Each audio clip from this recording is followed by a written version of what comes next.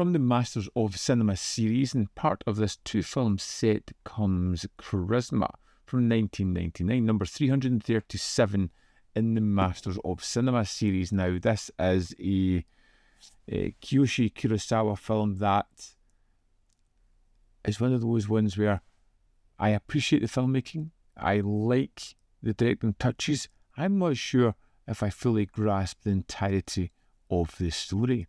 It's all set around a character who, after a violent incident on duty, he's kind of burned out, he's starting to feel that his life is falling apart, and he just kind of wanders into a dense forest where he comes in contact with a single tree, which him and someone else call Charisma, which has somehow become the centre of a bitter ideological conflict. これ何? 木だよ。見りゃわかる。そうだな。 You have scientists, you have environmentalists, you have what I think is a kind of escaped mental patient that's looking after the tree. We've got our detective at the heart of it. And it becomes a fight over whether this tree should be preserved or destroyed. And as that debate escalates, the forest itself begins to feel hostile, unstable, and it almost feels quietly apocalyptic.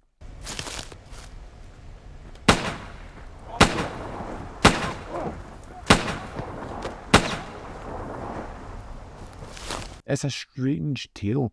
It's a tale of internal struggle, which is focused on this tree. Our detective character made a mistake.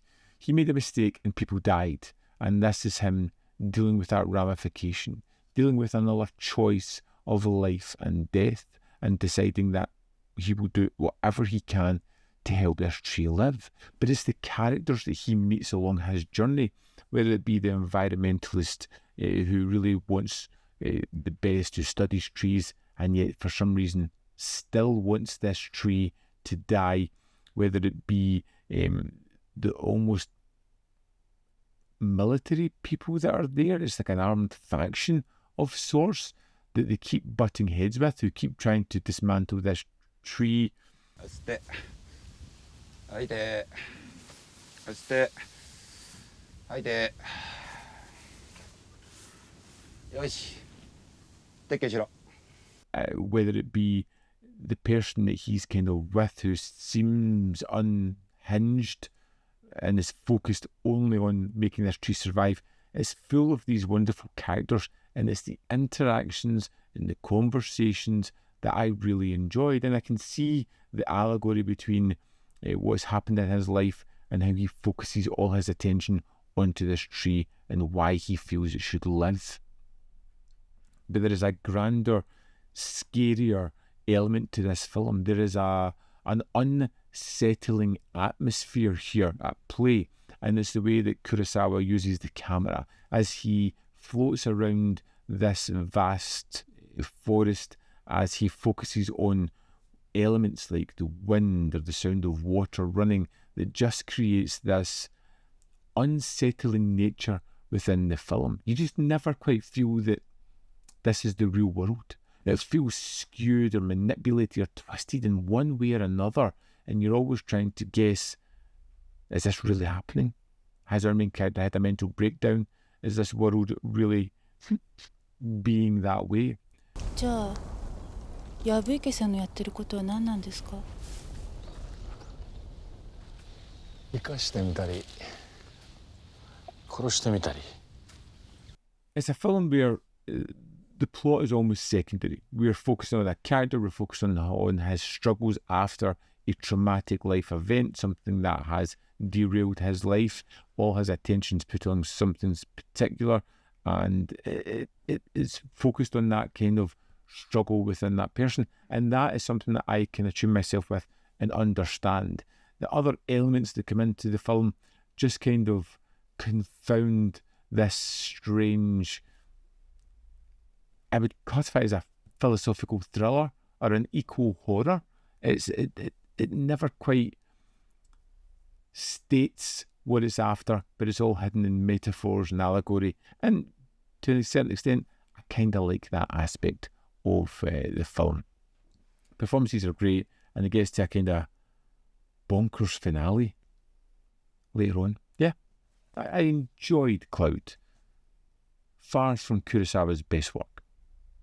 Let's dive into the disc, have a look at the extras. Here we are in the disc for Charisma. First up we have the film with uncompressed LPCM 2.0 audio, with audio commentary by Jonathan Root. Then we have a visual essay, A Cerebral Cinema, the works of Kiyoshi Kurosawa by Joe Hinkenbottom. And this is all about Kurosawa, how he got started in film, his passion for it, how he led to a little group of production of noticeable names that would come out thanks to them banding together, and his work and how it varied over the years. And that is 28 minutes 19 seconds. Next we have the making of Charisma, which runs for 30 minutes and 3 seconds as a kind of behind the scenes fly in the wall documentary as they make the film, talking over certain aspects of it, how they're going to set it up, shooting, challenges that they have. It was really an interesting watch. There is a trailer, and also included in this set is a booklet. It has an essay on both Cloud and Charisma, and a little press kit for one of the films as well, and it's really interesting, really fun, and it's one of the better booklets I've had from Eureka. That's the extras for Charisma.